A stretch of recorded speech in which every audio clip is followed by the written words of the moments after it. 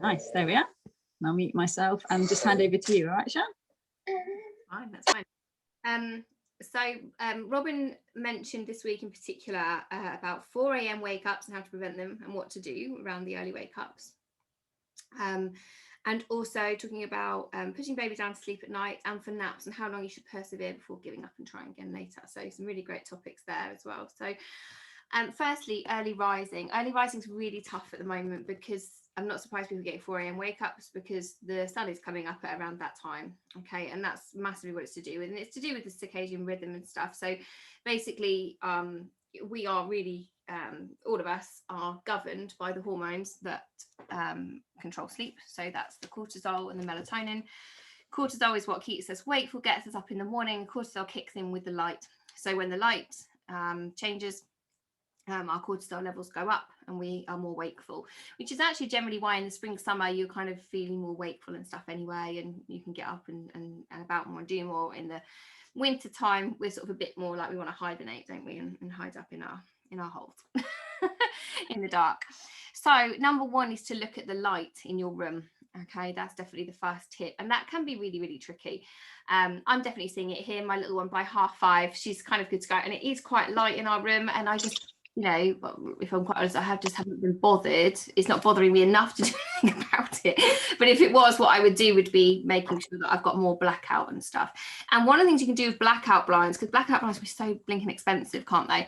Is just go to like a hardware shop or somewhere and just, or even online, eBay, something like that, get the cheapest blackout blind that you can find, just the blind itself on the roll, or even just the material on the roll, and then get some sticky Velcro tabs and tape it into the corners around your window and on the bottom, and do the same on the roll and stick it on. And that's the best way to do it because you'll get all the edges and it's really cheap as well, and you just stick it on, take it off again as needed.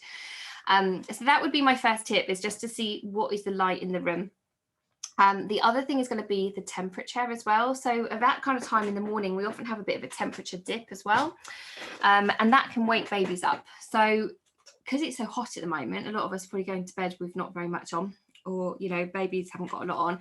So it might be, let's say if you're doing a night feed or something at midnight or at some point early in the morning, that at that point you just pop an extra blanket on your little one so that they then don't wake up because of a drop in temperature early in the morning. Also noises. So if, you know, our babies are up with the larks are also up. So you've got birds and etc. twittering outside the window. Just see if there's anything like that going on that you can hear that perhaps you're missing. Not that we really want to be turfing birds out of their nests, but, or maybe you know, whatever you can do really to kind of alleviate any noise. So that's the things you can do really around the environment. So that's the first thing to look at because it's so easy. I'm going to just keep taking loads of drinks. I'm so hot right now. So lots and lots of you know, things I say to just think about your environment with your babies anyway. And then we can start thinking a little bit more about what's happening around sleep and what's happening with sleep during the day or what have you to kind of help with that. So bedtime, generally, I first generally try to look at it being later. So it might be that what you could do with your baby is, let's say they are absolutely done in by 7, 8 o'clock or something like that, and that's what time you're putting into bed. But then you're getting lots of wake ups and early rising. What you could do is almost have like a very sort of a bedtime nap. So you could even like put them down for what seems like a bedtime, and they sleep for 40 minutes, and then they get up for a bit, probably won't be very long, and then you put them back down to sleep. So it ultimately makes bedtime a bit later, which just increases the sleep pressure, which means they'll sleep for longer. Because little ones really, you know, a 10-hour period of sleep overnight is quite a lot. So if they're going to bed at, you know, 6, 7 o'clock at night, then you are probably going to see these early risings. Anyway, and when I say 10 hours, I don't mean 10 hours straight. I just mean 10 hours as in that's their chunky part of their sleep. And then maybe, you know, they're having feeds and stuff in between, but then falling back off to sleep. So that's one thing to start would be those things. Well, we can try and do within that. There's a couple ways, like I said, that you could do like a bedtime nap. So with younger babies, definitely that's what I would try. And then have them up again with you for a bit longer and then into bed later with you. Or if that isn't going to suit your baby, if they're a little bit older and you know, they have had it a bit, just see if you can move it by like 5-10 minute increments each night, just to see if you can get a little bit later and see if that affects the time they're rising. On the other side of the coin, this is where sleep can be a bit tricky, is your baby going to bed too late? And have they had it by the time they're going to bed? So if you are seeing a baby that actually by the time they're getting into bed, are absolutely kind of wired and they're crashing out and they're really struggling. Again, it can be quite hard this time of year, I know, because especially when it's hot and stuff in the evening. It could even be that they're overtired. So that's really kind of going back to the basics of what we looked at before, looking to your little one. It might be that you can adjust naps to deal with the overtiredness. And when I say overtiredness, it might be that they're not overtired overall. They might be getting enough sleep in 24 hours, but it's not being distributed terribly well. So by the end of their day, they've really kind of had it. And that can actually lead to early rising as well. So one of the things to try with this is to try a nap in the middle of their awake period of the day. So I don't know how old everyone's babies are, but I know we've got some real tinies. So you were saying, Janine and Layla, your little twins, or I don't know if Janine and Layla are the twins or if they're the mummies, I've no idea, but I know they were 9-week-old twins, that their naps are going to be all over the place, and that's exactly what I'd expect. So don't worry about that, and I will talk about bedtime routines and stuff as you asked in a minute. That's to be expected. Once they get to about 6 months, you're roughly getting about 3 naps a day. From about 9-ish months, sometimes that drops to about 2, and then they tend to drop to about 1 nap at around 16 months. And then they keep that sort of 1 nap through to kind of toddlerhood. What you want to aim for, if you are in a position where your baby's having sort of 3-4 standardized naps a day, and you're seeing that in quite a regular place, try to make that longest nap in the middle of their day. And that can really help with the distribution of sleep over the day, making sure then they're not going to bed overtired or not tired enough. And that can really help for overnight. Now, if they are waking, so I've got some things here as well to have a look at here. If they are waking at 4 in the morning and you're just not getting anywhere, one of the things I would try to do is to keep them in that dark space for sort of 20-30 minutes, just waiting quietly with them. You might feed, you might just relax with them and just try and everybody chill a bit, okay? Just see if you can do that. I know that's going to be dependent on what your babies are like. And then you may find that your baby will go back off to sleep. So they might kind of mess around for 30 minutes, feed off and on or whatever, and then they might fall back to sleep with you nice and calmly, and then you can all get some more sleep. If, however, you can just do that quiet time and there's no falling back to sleep, I then have what I kind of call a bit of a dramatic wake up, okay? So I'd open the curtains and make it very, very clear now it's morning. So you're really establishing between the like, okay, that was still kind of nighttime then, and now this is early morning, okay? So again, let's say you open the curtains, get it nice and bright. Good morning, everybody, we're up for the day. And, you know, getting ready, etc. as usual. Now, one thing you can do if it's perpetual waking up, and none of these other things are helping, okay? You've sort of adjusted stuff during the day, you've looked at bedtime, etc., etc. You've tried sort of keeping them quiet and whatever in the dark. One of the things, it's not very popular suggestion, but it can work, is actually stirring them 15 minutes before their wake up time, which would involve you setting an alarm or some sort of something to wake you up. You're probably thinking, that's not what I want to stay asleep. But this can work because what you can do is reset the kind of sleep cycle, basically, what you're trying to do. So let's say they're always up at 4 in the morning. You would pop an alarm for 3:45. Sounds hellish, doesn't it? And just stir your little one at that point. Maybe put them on for a feed or do something just to stir them enough that they kind of rouse and then fall back off to sleep. And it's resetting that sleep cycle and moving into another one to settle them, to get them to sleep a bit longer. What I would say is if you're trying any of this sort of techniques, make sure you've got someone in for the rest, you know, to help you that day as well. Probably don't try it when you're on your own or you've got a business meeting or something the next morning. You want to make sure that you can get a nap in with your babies, okay, if you've tried that. Because if you try it and it doesn't work, then you're up 15 minutes earlier than you wanted to be anyway, and you're up at 3:45 in the morning. Not ideal. But it is something you can try if none of the other things are working. It tends to be the kind of last resort. If your babies are weaning and they're on solids already, keep your breakfast time at your usual time, not earlier. Because if you're up at like 5 in the morning, there's a temptation then to give breakfast maybe at 5:30 or 6. But don't, I would try and keep it later, because again, our circadian rhythm is also really led by when we eat. And that's not to do with milk feeds. If you're milk feeding, that's different. You just feed responsively as you are, very baby led, etc. But meal times tend to be, you know, breakfast, lunch, dinner is what helps us there as well. If your baby is falling asleep really early, so I said, didn't I, if maybe the bedtime is a little bit too early and you're not able to string them out a little bit longer, try and keep the lights on till later. But at the moment, you've got the light is in your favour. So maybe get them outside in the evening a bit and enjoying the evening light, so you can then get that bedtime a bit later, which might mean you get you might have a late afternoon nap. So I'll just give you some examples. So you know, I'm just thinking about my little one, like I say, she's about 7-8 months, probably not know exactly how old she is. She's 7.5 months, because she'll be, won't she? June, yeah, she'll be 8 months the end of this month, I think. She's October, we'll go with 8 months. Is that what she'll often do now is actually have quite a late evening nap. So she'll have like a nap at about 6 o'clock or something like that, and that will just take bedtime into a little bit later. And that can be really helpful, and we tend to do that outside as well. Lots of natural light in the day. That's always a big one, really, and we have got that at the moment. So anything you can do in the day to get your babies outside is going to be really helpful with building up and kind of filling that sensory cup, getting all that sleep pressure, etc., where we want it to be. You know, alongside, like I say, naps that are nicely spaced and well timed, and then that can really help with your mornings. If you've got older children or older toddlers, I mean, one of the things you can do is just leave some quiet toys out. Sometimes a bit of a controversial, but if you've got a baby, for example, sleeping in a floor bed or a bed that they can get out of, it's fine just to leave, like, you know, maybe some toys, quiet toys in there of the room, and kind of let them do their thing while you get some more rest. That's absolutely fine. Just we don't have wires and electrics and things like that out. Excuse me. And then as they get older, you've got things like grow clocks, but I recommend an alternative to a grow clock. So a grow clock is, for those of you who haven't seen them, they're literally made by the company Grow, G-R-O, and they go blue at a certain time for overnight sleep, and then they have like a sunshine that comes up in the morning. Now that's all well and good, but blue light is the worst light for melatonin, which is the hormone you want to fall asleep. But interesting enough, Grow make all their things shine blue at night. It's very strange. I'm not quite sure who they use for their research. But there you go. But an alternative to a grow clock as your children get older, if any of you have got toddlers or anything like this is quite a nice one to do, is to get a red, you know, like the old style red alarm clock. So you just have like the red digits on them.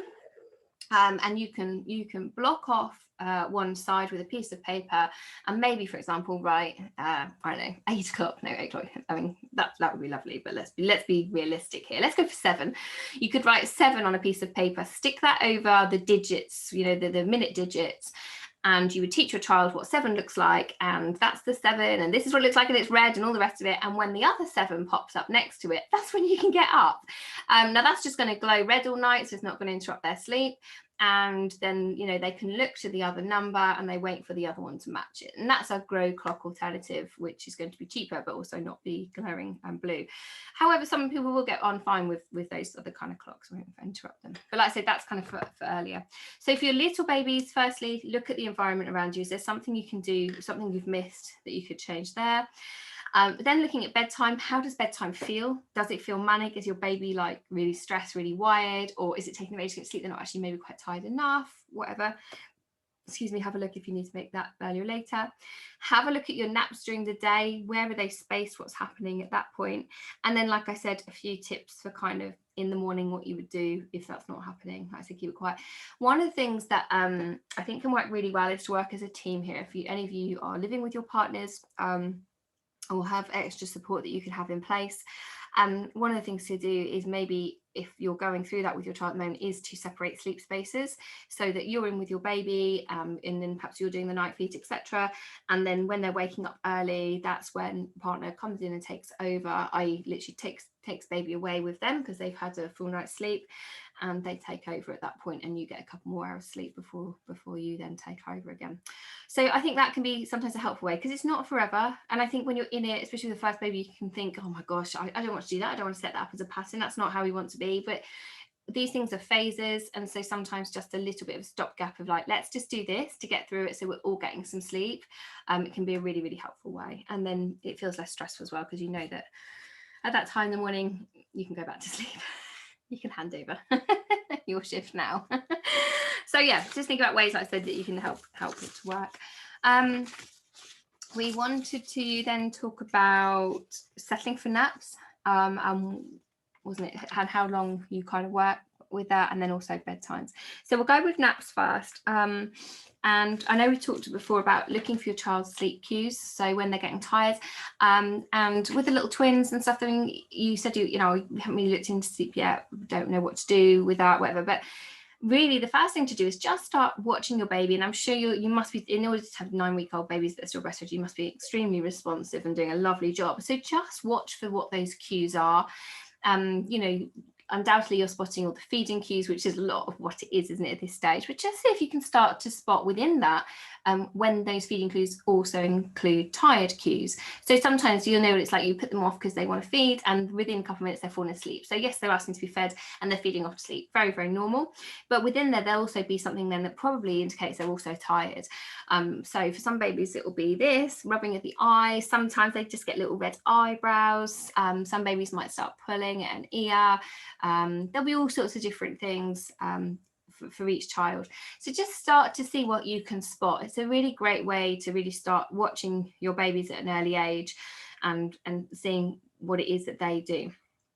And then what I would suggest you do is you basically want your baby to be calm, okay, whatever calms them. If you're going to get them to go down for a nap, if they're wired, however tired they are really, and you don't really want them to be, you don't really want a baby to be connecting feeling stressed and wired and cross or whatever with falling asleep. Okay, so it might be they're a bit overtired, so you just need to do whatever it is to focus in on calmness rather than sleep. Because when we start focusing on oh my gosh, you've got to get to sleep, you're overtired, you're asleep, you can immediately start feeling quite stressed yourself and start feeling a bit kind of tense. Oh my god, I've missed it, I know they're tired, I know whatever. So, and it's emotional contagions. Okay, so if I had come onto this call really stressed, I wouldn't need to tell you, you'd know, and I'm not even in a room with you, okay? So similarly, if you're feeling stressed about naps and about that, then think first, how am I feeling?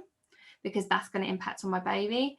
And then maybe the nap, and it can be really hard when you're really tired yourself and you're thinking, please just have a nap, I'm exhausted. But just see what you can do to calm yourself, and that will in turn help calm your baby. And then what can you do that's going to help calm them? So for a lot of them, it's going to be feeding. That can help feed them off to sleep. Could it be a walk in the pushchair or something like that that might just calm them off to sleep? Anything that focuses on calmness, because then if they need to sleep, they will fall asleep, okay?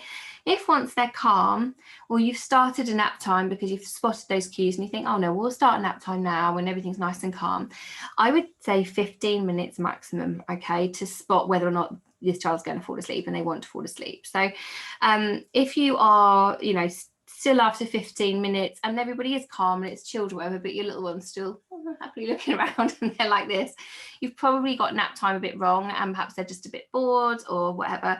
Just have a change of scenery.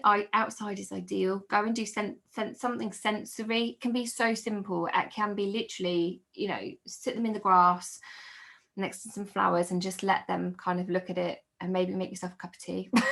And just kind of just chill, you know, and just let them have that sensory experience. Like I said, outside is great because of the circadian rhythm and how that affects them as well. And then try again.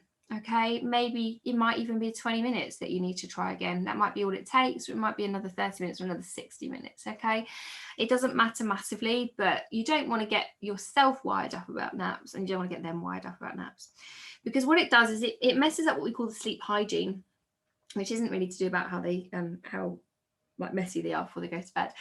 It's to do with the lovely steps that we take that make going to sleep calm and relaxing and associated nicely with sleep. Okay, so if we mess that up, everyone's really stressed. Taking them outside can be a really great way to determine if your baby is bored or tired, okay? Because if they're getting crabby and you're like, I'm really not sure, if you take them outside, typically they can be quite easily distracted by something, or they'll enjoy the experience, or whatever. They'll find something that's, like I say, kind of filling up that sensory cup, or they'll keep being really like a bit whingy or fussy or whatever, and then you're like, oh no, yeah, you are tired, this is time to try for a nap, and then do whatever you need to do. Different babies will settle differently for different caregivers as well, so don't get too panicked if you're at a stage where, you know, you're going back to work or something like that and you think, well, I always breastfeed them off to sleep, whatever they're going to do somewhere else, I promise you they won't expect to breastfeed off anybody else by the time they're going into childcare, and your childcare provider will be well prepped and well practiced with this, and you'll be really surprised what a bit of peer pressure does as well. My 3-year-old will nap because someone else is napping next to her at childcare, and I'm like, you do that at home? She'll go for a nap under the trees there. They have these lovely little outdoor beds. It's lovely. I think I just want to go there for the day, to be honest. But yeah, they have these little outdoor beds and she'll have a little nap under the trees. I think, oh, what? do that at home. But anyway, so that said, they have some kind of magic that the rest of us don't know about, so you don't need to worry about that. I'm really keen on out and about napping, okay, because firstly, it offers a lot of stimulation, and it is so much easier for you, and it gives you so much freedom. So if you have a baby that always needs to nap inside in a cot, for example, which I know a lot of sleep programs suggest, oh, you need to get them in a dark room, which firstly, okay, a dark room is going to mess up the circadian rhythm. So that's your body clock, because of what I've just said, because it's massively influenced by light. So putting young babies in particular whose circadian rhythms are still kind of developing and they're not quite there yet in a dark room in the middle of the day, we're messing all that up, aren't we, considering how we want that to work. So again, I don't know where these people get their ideas from, but so outside offers a lot of stimulation, you've still got the light, whatever, and then, you know, if you get them used to, for example, sleeping on you or sleeping in a pushchair or something like that, you can get them to nap anywhere, and that's super, especially with the summer coming up. We're all getting out and about a bit more, aren't we, now? You know, you can go and meet a friend for a walk, or you can go out for a coffee, and your little one starts getting tired and you don't have to go anywhere. You can get them down for a nap in the pram or in the sling or on you, whatever. So it gives you a lot of freedom. And also catnapping can feel really annoying, but it's really normal. Okay, it's really normal for babies to have these little short naps, especially young tiny tots as well, to have these little short naps, and sort of regular ones, and that's just kind of what they do. And actually, I talked to you a bit about the sleep pressure. So the sleep pressure rises throughout the day, and that's our drive to fall asleep. And babies' sleep needs are higher than ours, so their sleep pressure rises quicker. And that's the only purpose of naps, is to knock off sleep pressure throughout the day to get them through to the end of the day, basically. And we don't want them to have masses and masses of sleep during the day, because then they're not going to be tired overnight. There's only so much sleep needs they have in 24 hours. And that's what I'm saying about looking at what's going on during the day a bit if you are getting continuous early rising as well, because it could be that they just don't have high enough sleep pressure to sleep for a longer period overnight as well. So like I said, 15 minutes really I would go for, and yeah, don't persevere for too much longer. I went to a client's house once to do a sleep consultation. I got there and 30 minutes later I was still sat in her kitchen while she was trying to get her baby to sleep upstairs, and yeah, just would not give up on this nap. And I was, firstly, you know, 30 minutes had gone of my consultation time but also it was, mum was stressed, baby was stressed, no one was really getting anywhere, and it was very clear to me that this baby's just not tired enough. He's probably a bit bored by now, because imagine spending all your day just trying to get back to sleep. And I work with a lot of parents like that, especially during lockdown, understandably, because things like this became very micromanaged because we couldn't just carry on our normal lives. And I worked with a family with, I think the baby was about 4 months old, and the baby was being put down for a nap upstairs in the dark, going through a bit of a nap routine every single time. And I said to the parents, so do you feel like you're spending all day putting your baby down for a nap and working for a nap? And they said, yeah, no, that is really what we do all day. And I said, well, how do you feel? Like, is it fun, or is it really boring and frustrating? And I said, so how do you think your child feels? If you feel bored and frustrated with that kind of situation, the chances are your child is bored and frustrated, which isn't going to fill up the sensory cup and is not going to help with sleep. So we want to get our babies out. We want there to be lots of ups and downs to our days. So, and I know that can be hard when you're really tired, but by doing that, what ends up happening is you generally get better sleep, and then so on and so forth. Okay, and then you feel better anyway. So I hope that helps a little bit with some ideas around napping. And when it comes to bedtime, so same thing really. So, you know, if you're putting your baby to bed and it's just taking ages and they keep looking at you and giggling and stuff, just give it up. Just go and do something else, you know. Again, don't get too worried about it. So you mentioned with the little one, the twins, about kind of bedtime routine. I mean, you're really, really early days. What I would generally say, and I feel this way for a long time really, for all of our children at any age, just having a few simple steps to bed is all that you need, okay? It doesn't need to be a great, you know, hour-long routine or great big thing. And I'm not massively keen on always having to bath either, because if your baby's already really tired, or you've been out somewhere, whatever, you don't want to always have to bath them before bed, because that can just adds to the stimulation as well before bedtime.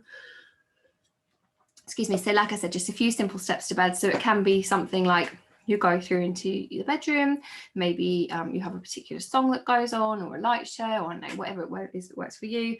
You might do a little bit of baby massage or have some essential oils, something like that. get them ready for bed. Maybe they have the same blanket, for example, every single night. And then, those sort of sleep cues, and then you do whatever it is that you do to make them fall asleep. So that might be feeding them off to sleep or whatever it is that they have to go to sleep.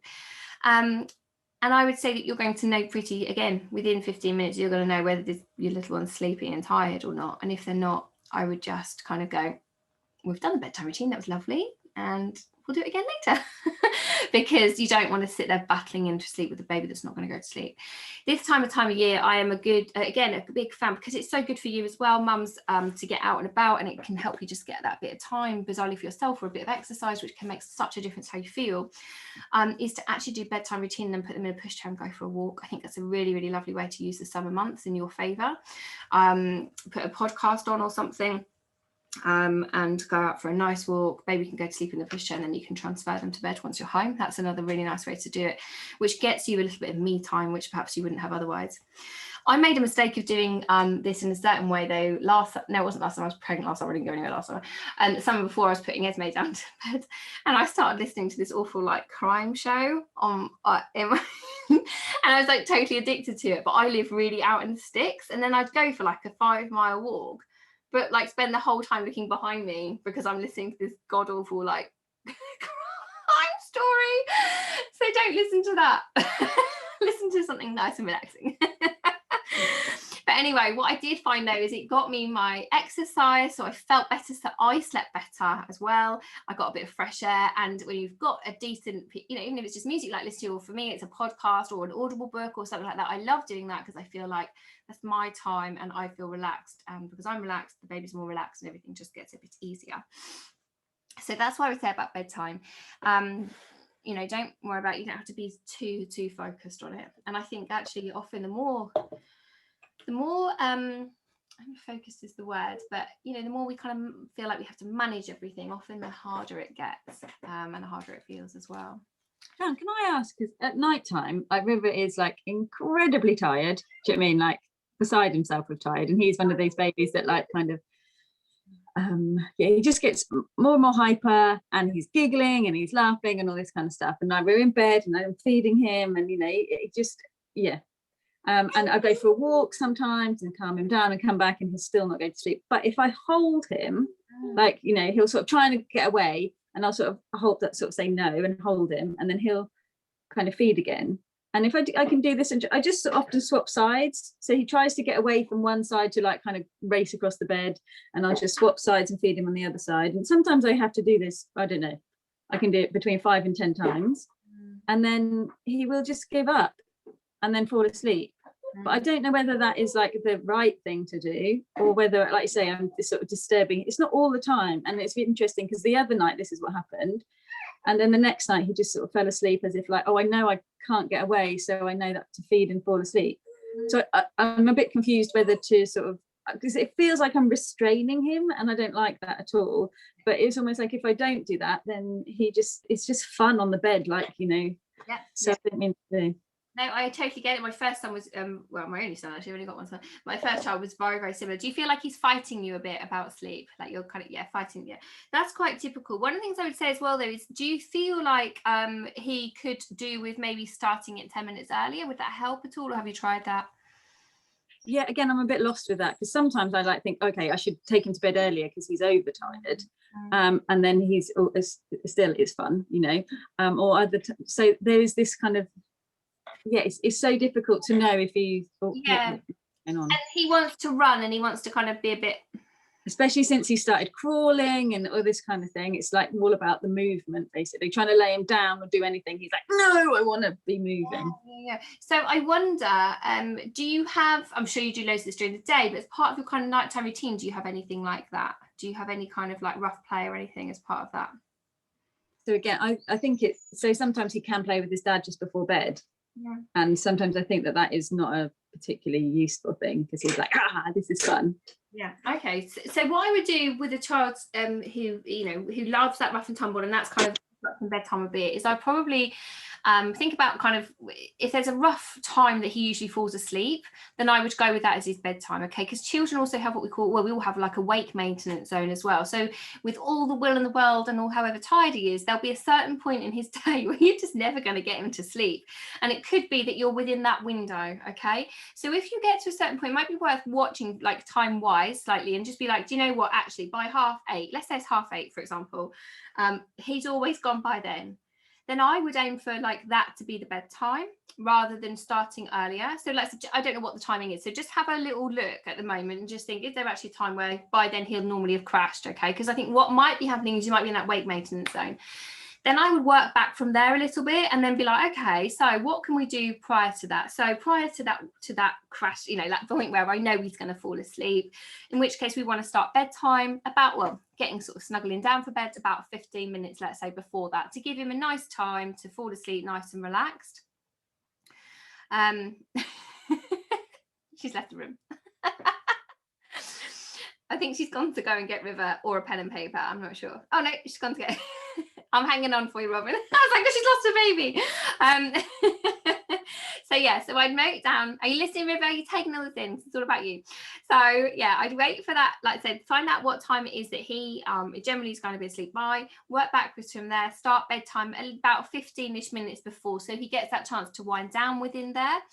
And then back from there, I'd have probably about a 15-minute wind down before you start bedtime. So it's not and then into bed. So that wind down would be calm toys, essential oils, just kind of changing the atmosphere of the room. So everybody's voices change and the atmosphere changes. And then the 15 minutes prior to that. So this whole thing, we're talking about 40 minutes altogether, okay? Roughly then. The time before that, that's crazy time, maybe with dad, okay? So that's the rough play. Maybe 10-15 minutes, set a timer if you have to. Often that's more for dad than it is for the babies. Just to say, and that's when you do that kind of rough housing, which is so good for babies and great for you, because that's the time to sit down as well. Please do sit down at time. It's always tempting to go and do the washing up, but just maybe sit down, have a cup of tea before then you're going to start bedtime, and just do something nice for you. And let them just kind of go nuts, have a good old wrestle. Oh, I've been bitten by something, sorry. Have a good old wrestle on the bed or outside or whatever it is. Get the sillies out. That's what I sort of call it, really. Let them go a bit kind of crazy and then start your wind down. Like I said, just everybody done, because you can make a real quite clear change there, can't you? From like, to like, and then after then you move into your bedtime. Okay, so it's just like I say, giving them that chance really to get out of his system, because it sounds a little bit you're having to kind of fight what is his kind of drive at that point. So I would say, right, okay, so in which case let's see what time he falls asleep and work backwards from there, give him that opportunity then to see if that works. What I would say though, Robin, is I don't think what you're doing is anything wrong. It's working at the end of the day. You're getting him to sleep, aren't you? And he won't be like this forever. So if you're happy with it as it is, then I don't think there's anything wrong with what you're doing, but I do think that might help. So some stuff to try. Yeah. Has anybody else got any questions? I think there might have been something come up in the chat. Is that the same about of time if it's 4 a.m. for settling? I may have missed it, ignored it if I did. Yeah, so we were talking about like 15 minutes to try and go back off to sleep. If it's 4 a.m, I think I would try for a bit longer. I think I would just try and relax with them. Obviously, if they're getting like really like silly or whatever, and it's just not happening, then I then would do like a dramatic like, ta-da, we're up for the day.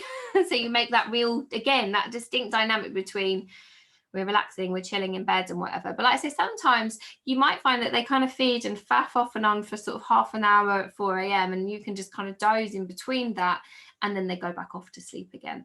And I would probably try that at 4 a.m. I don't know how old your little one is, Corinne, but sorry, I'm here. It normally takes about an hour. Okay. And he'll go back to sleep. He will go back to sleep, and you can tell he's tired. He's 8 months old. Okay. So I don't know whether he's just, I don't really know what it is, but it's bang on pretty much 4 o'clock. Yeah. But last night it was 10 to 4, and then the night before it was like 4:15. But it'll take us an hour and he'll be asleep by 5 again. Okay, and then how long does he sleep till? About 6. Okay, and what time does he go to bed? About 6:30. Oh, okay. So you might have missed the bit at the beginning about making bedtime later. Yeah. Because babies, especially that kind of age, really, 10 hours overnight is quite, that's what we kind of expect to see, as in terms of not 10 hours even straight, but 10 hours of being sleeping time. I would probably try and adjust your naps a bit so you can get a bit of a later bedtime. Because I think that would be my first try with that. And when I say my first try with that, I don't mean try it once and if it doesn't work, give up and try something else. I would probably try, and it might even be what you do is you just initially have to do everything by like 10 minutes the other direction, to see if you can push it forward. And I would try it for a good couple of weeks. Now, I'm not saying 2 weeks to get there, but often when we make changes, there's lots of ups and downs, and sleep is not linear. So I don't expect you to do it one night and it works, the next night it doesn't. And then it's like, oh, well, we need to do something else. He's only 8 months, we need to give him a chance, and it can be a tricky time for sleep anyway. So that's what I would do to start with and see where you go. All right. Thank you. You're welcome. Any other questions? What I think Janine and Mel probably have them. I've just got one, and I don't want to forget because it's on the old WhatsApp, and it's so this lady puts her little girl to bed between 6:30 and 7:30, like clockwork. She'll do a wait 20 to 30 minutes for her to be settled. But when she lays her down, some nights she'll settle, but most nights she often has to go back up to her anywhere between 2 and 8 times. So it sounds like her baby goes to sleep, she goes downstairs, and then she'll have to go up lots between 6 and 9 p.m. Okay. She says How that old they've is got the baby, sorry? I think she's similar age to Theo. I think she's maybe 8.5 months. Yeah, that's it, Corinne. Yeah, so it's been going on for about 4 months, she says, since she was 4 months old. So yeah, she must be about 8 months. Okay. So I wonder what's happening. I wonder if I don't know. Is mum's not here, I'm assuming. But sometimes what could be happening there is that babies aren't falling to sleep in their sleep space. They're falling to sleep perhaps with mum and then going down into the cot or into the beds or something like that. Anything you can do that enables your baby to fall asleep in their sleep space is going to be helpful. Okay, so it could be that what the mum does here is that she could perhaps lay on the bed, feed baby off to sleep, and then roll away. A floor bed is great for this age for that reason, because there isn't that transition. And I think sometimes what happens with the babies, they go into those sleep cycles, whatever, they're full asleep somewhere else, and then they go down, and that can then wake them up again. Okay, don't worry too much. Again, like with the tiny babies, we don't want to get too obsessed with this, but if you are finding it's becoming an issue, and it's something you want to work on, then that could be why. I'd be interested to know how well baby's sleeping from like 9 p.m. onwards. Does she say if baby's sleeping overnight well, or okay? Because one of the things I would say, if your little one's then sleeping from like 9 p.m. and you're getting a really good chunk of sleep, is I would probably not mess with what's happening too much. And just, I know it's frustrating sometimes that you're going back and forth, but I would probably ride it out a bit and just enjoy the longer stretches of sleep. If, however, that pattern is continuing and those sort of 2 to 8 times of resettling is actually throughout the night, then I would probably be looking at, first again, what's going on during the day, what's happening with the naps. Are they nicely spaced? Is little one going to bed in a nice calm state, or really kind of wired, or whatever, what's going on there? And then looking to settle them in their sleep space as well. It's quite normal that sometimes we have to go back to babies and resettle and things like that. That's a very, very normal thing to happen. It's not that anyone's doing anything wrong. However, I do recognise if you're doing it like 8 times in 3 hours or something, that's going to massively impact on your evening. So so that's what I'll be looking at. Firstly, what state is what's happening during the day? Are they getting, let's say, you don't want to worry about the length and whatever nap so much, but just, are they happening at the right times? This baby having decent naps at times that are helpful to them. That means that they're going to bed in a nice state, that bedtime is nice and calm, and then is there a way that you can settle your baby? Now, you could try with one of the sleep techniques. It does take a little while, but where you add on additional cues to your baby in what they're already doing. So let's say your baby falls off to sleep at the breast every time. It might be that you have like a little muslin or something you tuck between you and your baby as you're falling asleep. This is a great one to do. With those of you watching with tiny babies, this is a great thing to start doing, because it takes a while for this thing to kind of to happen. So for me personally, I've done this from like newborn, and a lot of people, sorry, I digress, but a lot of people are asking me at the moment, how do you get a little one to fall asleep in the pushchair like that so easy? And I think, well, because she's always had that blanket to fall asleep with, always. since she was like teeny, like probably from about 2 months old, something like that. I would snuggle her up with this blanket on me to feed. And then that blanket goes with her where she feeds. So now when she lays down, she has this blanket alongside like a little other snuggly thing that she has. And it's, oh, that's when we're falling to sleep. Now, then you can see how well that works. If you're then getting baby off to bed, they can perhaps feed off to sleep, whatever, but they've still got this, especially like something tactile that they can then snuggle or whatever to help them to stay asleep at that point. So adding in additional cues is going to be helpful. One of the things you can do as you're adding in those is to, like I say, get them kind of going. So maybe it's shushing, maybe some kind of stroking. Like my youngest likes this. Some of them like to be tickled on the face. Some like to have their bottom tapped. They're all different. Okay, adding in, like I say, some kind of muslin or something that they snuggle to go to sleep. And then you can gently move on to using those to help settle them in their sleep space. And again, you have to work to you. I'm personally a big fan of floor beds when we're trying to get babies in their own sleep spaces, if they're not sleeping in beds with you, or in like a sidecar cot. Always works really, really nicely. I've got one of those. I can, if you go on my Instagram page, you can see where I've actually got the whole cot literally attached to the bed. And it's not a fancy cot. It's about a 12-year-old one from Argos, which probably cost us about, I don't know, 30 quid or something 12 years ago.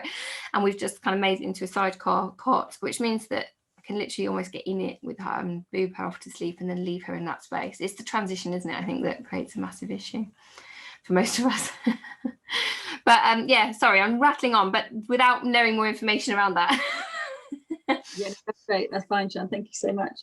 Did Janine and Mel, do you guys have questions? Hello, can you hear me? Yes, I can hear you. Hi. Yeah, it was just basically with, because Layla's been, I mean, she's been sleeping pretty well during the night. She's always had about like 8 hours or 9 hours. And then she's like been having really like broken up sleep. And I think that she's like going to be 7 months this week. Yeah. And so, yeah, like sometimes she'll go to bed. Her bedtime's like 9 o'clock. She gets really, really tired at 9. It's probably more like 8 actually, because by 9 she's like screaming and I have to give her the last bottle. So I'll probably leave it a bit late and I should really get her in a bit earlier, I think. But yeah, we kind of do the bedtime routine of just like bottle feed and then, yeah, music and everything and singing and bed. She doesn't have a bath or anything. And then sometimes she'll sleep like throughout the night, like 9 hours, 10 hours. And then other times she'll like wake up every 2 hours. Yeah. And I end up like putting the pacifier, the dummy in, and then she'll just go back off to sleep. But I'm wanting to like stop with the dummy now because she's like 7 months. So is there, if I didn't use the dummy, do you think it would just be like she would just keep on screaming? Is it that I should be feeding her through the night? Because I've never really fed her throughout the night. Okay. She's combination fed, like breast and bottle. Yeah. Would she feed, so she doesn't feed during the night at all at the moment? No, not really. I mean, occasionally if I could put her to bed at 9 and then if she wakes up, I give her the dummy and then maybe a 4 a.m. feed or 6 a.m. or something. But that's quite occasion, not very rare. But then she'll feed about 8 to 10 times during the day. So she feeds quite a lot during the day. Yeah. I mean, I would say at the moment, I don't know about you, but if I wake up in the night at the moment, I need a drink because it's really hot. So I think I would be tempted as a first option at the moment to feed her. I'm not forgetting that babies go through big growth spurts and things as well. And also she'll be teething around this kind of age as well. And your breast milk in particular has got pain relieving qualities to it. So I'm not suggesting to do everything, but I think it would probably be my go-to with the age that Layla is. I realised I've got totally confused. Melanie's got the twins, hasn't she? Yeah. Right, so Janine and Layla is not Janine and Layla the twins. It's Janine and Layla the baby. I'm there now, sorry. Yeah. Okay, so I would firstly also say 9 to 10 hours a night is amazing for her age. So yeah, that's great. But I would expect that you're going to have these odd periods of time. We don't always know what it is. It could be teeth. It could be she's had something different to eat and her gut's just feeling a bit funny, or maybe she needs a poo and a tummy. You know what I'm trying to say? There's it's very normal to see, like I said, sleep's not linear, it goes up and down. It's also going to change as she progresses. So Is she sitting up and things like that now? Is she starting to think about it anyway? Yeah, she's rolling around a lot, like trying to crawl and things, Right, and yeah. she's trying to sit up. Yeah, so there's a lot of extra development going on there as well, and typically sleep becomes with collateral damage. So again, it's another really naughty. Looking away at you, bless her. So what are you saying, Mum? Yeah, so that's again what I would expect to see when she's, you know, I say going through these sort of major developmental leaps. There's nothing you're saying that I think, oh my gosh, that's wrong. I think when it's hot like this, that would be my automatic thing. In terms of getting rid of the dummy, that's a very personal decision. What are your reasons for getting rid of the dummy, if that makes sense? Just because, I mean, I'm worried about like teeth, it develop like with the shaping of teeth and stuff like that. And then I just read that it's best to do it for like 6 months, otherwise it becomes harder to get rid of it after 6 months. I don't know. Yeah, it's an interesting one. I was with a mum the other day, and she'd done a lot of work to get her little one off the dummy, but it didn't stop the issues that she was having, so she just went back to using it again because she found it helpful. I'm not for or against dummies, because I mean 3 out of 4 of mine have had dummies. I have to be very careful about what I say about dummies because they around the WHO legislation, and obviously with my IBCLC qualification, so I'm definitely not a dummy pusher, but I don't have an opinion on them, if that makes sense. Yeah. If they're working for your baby. Yeah, why I say don't, what are your reasons for getting rid of it, is that I always feel sad if people are getting rid of it because it's working for them, but someone else has made them feel like they should get rid of it. Do you know what I mean? So I would say if it's working for Layla, then fine. If it's a positive sleep association and she uses it for sleep and it works really well for her, then I'd be tempted to say great. If you are finding, oh my gosh, she's waking up every 40 minutes because I have to keep putting the dummy back in, that's when it can become an issue. Right. There are, however, these little soothers that you can buy. I mean, I've made my own previously. I think Jojo, my mum, I think maybe sell them, where they're literally like little toys that have got an extra thing on that attach to the dummy. I don't know if you've seen them. And I've done something similar with mine before, and they get to this kind of age, and what is amazing, I'll show you for an, I don't know, let's show I tell you what, I saw this years ago. My friend did it with her little one, who's now, he's about 18 now. She used to have a flannel. She had a flannel and she sewed a dummy onto each, or she sewed a little thing. She had a dummy on each corner. And this baby in her sleep would find the flannel and she would find her dummy and she would put it in. And I did, not with a flannel, but I did it similarly with a little comforter toy for my first son. I mean, mine have all had lots of issues with feeding, which I think is possibly why we've had a dummy. And you said you're combi feeding, aren't you? Yeah. Yeah. So, and often when we've had issues with feeding or something like that, I think it does seem that dummies are more typically used. Like I said, I know with mine we've had lots of issues. But anyway, I found that again, doing something like that with it within a comforter, and even my youngest will do it now. She will reach, she's got a little panda thing, she'll reach it and you'll see her and she'll find it and she'll plug it in and then go to sleep. It's just really sweet. So I find that's a helpful way if you're finding a baby that's struggling overnight, because of a dummy, is to almost kind of teach them to find it themselves. Or if you want to get rid of it, you can do it. And there is a blog, let me see if I can just find it and share it in the thing for you, because Sarah Ockwell Smith, I'm sure she has, her thing literally is just out there about how to get rid of dummies. Getting rid of the dummy. Let me just see if it comes up on Google for you. Here we go. How to gently wean from a dummy pacifier. So what I will do is I'll pop that in. Where are we? I'll try and find you all again. Here we go. If I put that link there, that's a really weird link, but hopefully you can see that, Janine, and save that link. Excellent. And that gives you like tips to do it in a really nice, gentle way. But yeah, just see how you go. Like I said, it's a really tricky one. I think you have to just think, why do I want to get rid of it? Is it causing an issue, or is it being helpful? Now, if it's helpful because it gives you an extra way to settle, but the reason dummies get such a bad rap as well is because you can miss feeding cues with them, especially in the early days. So especially with tiny babies, that's why they sort of say don't use them, or whatever, or however it's put. Obviously there's an issue there with having a teat, etc., but it can often be more, the issue really is about missing a feeding cue. So that's what I would say with Layla. And I would definitely, I think if she was asking for something earlier in the evening, I'd probably be tempted to give her a feed then, because then hopefully you're going to get that longer stretch overnight. So yeah, and just sort of yeah, just try not to, like I say, don't try to restrict those feeds. And also if you're combi feeding as well, giving her a feed overnight is really going to help your supply, because your prolactin levels are higher at night. Yeah. Which is helpful. Yeah, I'm feeding about 2 bottles a day, and then the rest is breast. So, but she's always just used to having a bottle before going to bed. It really just sets her off to sleep, really. So you might find that she just wants that breastfeed. Like, let's say she wakes at night, I don't know, like 2 hours later or something. You give her that breastfeed then, and that might be enough for her, because she might just want that bit of connection. And not forgetting your breast milk has got qualities of you know, sleepy hormones and stuff in it as well. That's an amazing job to be able to keep combi feeding that long as well, because combi feeding isn't easy. It's hard, you know. You're kind of doing 2 ways of it. Yeah. And there's a really great book that's just been released, I don't know if you've seen it, by Lucy Ruddle, about combi feeding. What book? The Lucy Ruddle book by Col. Okay. We've just released it. I mean, to be honest, it sounds like you're well into it now. You know, you're 8 months in. But if, I don't know, if you were talking to any other, and I'm just trying to see if I can find so many books in here, just so you can see what it looks like. I don't know. I've got so many books. There it is. Yes, there it is. Sorry. Mixed Up, it's called.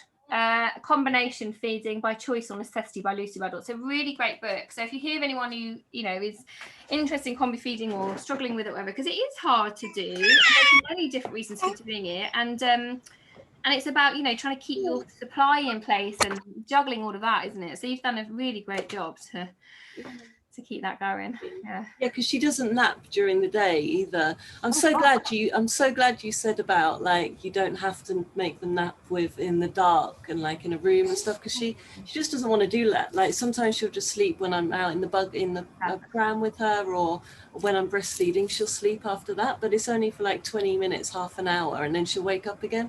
She doesn't nap during the day at all, like long naps. Yeah, that might be interrupting some of her sleep overnight if you're not getting any naps. It's a really difficult balance, Janine, how to get it.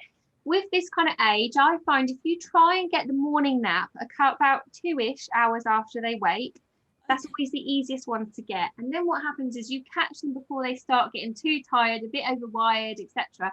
And then it's easier to get the other naps in place. Yeah. So if you look to Layla around about the 2-hour-ish mark and see what behaviours she's giving you, and it might mean she's always kind of rubbing in there, isn't she now? Yeah. She might then breastfeed at kind of that time, or go in the buggy. That's another great way to do it. I'm a massive fan of pushchair walks and whatever, because you can get them off to sleep. And the other thing is, if they start to stir a little bit sooner than you really want them to, just do another quick push and then you tie them over and get on with whatever it is you're doing. You know, that you might be finding that might help start that pattern of the napping, which is it can be helpful at this age, just for you as well, and for them just to have a little bit more of a kind of idea of what they're doing, so you don't get into that overtired mark. Like I say, about 2 hours-ish, always the easiest one to get in the morning. And is it a problem if they're not napping during the day, though? I mean, surely if they need it, they will do it, won't they? Yeah, exactly. It's not a problem unless it's a problem for you. So it's not a problem at all if Layla's coping well and if she's sleeping generally well overnight and everything's fine. I would follow her lead and be fine with it. Yeah. If you were coming to me and saying she wakes all the time, she's really crabby, she's bedtimes are horrendous, this is an issue, then I'd be saying, let's have a little look at what's happening during the day. Let's get these naps a little bit more, not strict, I'm never strict routine, but I'd be looking at getting them maybe a bit more regulated, as in like, okay, we always know we have a morning nap a couple of hours after waking, we have one around lunchtime, and then maybe one into the afternoon, something like that. But, okay. Yeah. Oh, but, brilliant. Yeah, it's a tricky balance, because really up to kind of around 6-ish months, for example, there tends to be kind of no major pattern at all. And then often, depends what kind of baby you've got. If you've got like my second child, total unicorn baby, she just thought herself out. She knew when she needed to sleep, and maybe Layla's like that. She just kind of knows what she needs to do and sorts it out for herself. Yeah. And some of us who've got babies who need a little bit more support in falling asleep, then we need a little bit more pattern as such. Oh, brilliant. Thank you. All right, you're welcome. Thank you. She's got a lovely head of hair. I know. I need to get it cut. Oh no, it's lovely. I make really hairy babies, but by this age, when was Layla born? November, end of 18th of November. Yeah. Okay, well, Prim was the 25th of October, but she was 5 weeks early, so she should be about the same sort of stage Layla is now. All her hair has gone from that colour to bright blonde. Mine all come out with thick black hair and then they go bright blonde. Yeah. Wow. Yeah. Hers is getting lighter underneath. I Is think it? you might go a bit blonder. Yeah. Yeah. And my third, she had really long hair as well. And then when it grew and grew down to here, she still had the baby hair on the end. So she had bright blonde hair with little black tufts at the bottom. Oh, that's so cute. Like she was dip dyed. Oh. Oh, bless her. But it sounds like you're doing a great job, though. Yeah. Oh, thank you. Is there any other questions at all? I don't know if you'll know the answer for this one, but we're trying to teach or treat our twins like individuals. Yeah. So I'll let one nap and the other one will be awake, and then the other one will nap and they tag team. But going forwards, I don't know if that's useful for our sanity or whether we should be trying to get them both to nap and sleep at the same time. Yeah, that's really tricky. And what about feeding? How do you do it around feeding? So we're demand feeding, but they seem to be fairly in sync. So normally I'll start one feeding and then within 10 minutes, the other one's awake and asking to be fed. So then we tandem feed. Yeah.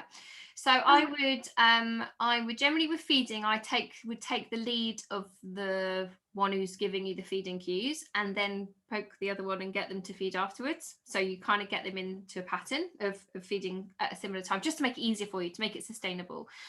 And it sounds like that's kind of what's happening there as well. With sleep at this age, it is tricky because I wouldn't be expecting any kind of strict napping schedules, but it is tough, isn't it, with twins, because you want to be able to get your rest as well. I think I would probably be tempted to do a similar thing that I would with the feeding, just to see if you can encourage when one is awake that maybe you kind of, if you can, it's tough with 9-week-old babies, so try and get the other one awake and then try and just sync it up a little bit and like maybe get them used to things like napping in a pushchair, because that's going to be, I keep saying about napping in a pushchair, just because it's so easier, rather if you've got to try and get one to nap there and then, oh gosh, I've got to settle one and get it napped there. If you can get them both in a double buggy, push them around the garden and get them to sleep at the same time and then maybe get some rest yourself. I mean, I don't know if you've got somewhere you can push the buggy into next to you on a sofa or something, do you know what I mean, while they're resting, so you can get some rest. That can be a helpful way to do it. So, you know, you can kind of get that rest in together at the same time as much as you can. Okay, we'll give it a go. Give it a go, give it a go. There's a super little booklet I've got about feeding twins, and I don't even know if they make it anymore. So my office is filled with wonders. Every time I have to go through it and like find all this stuff. Let me see if I've still got it. It's called Feeding Triplets and Multiples or something like that. If you want to, send Robin your details and I can send it to you. No, it's not in here, it's in a different one. I don't think they give it out anymore, not because there's anything wrong with it, they just can't afford to. I think I've only got about 4 left, but it's called Feeding Twins, Triplets and More, and it's a super little booklet.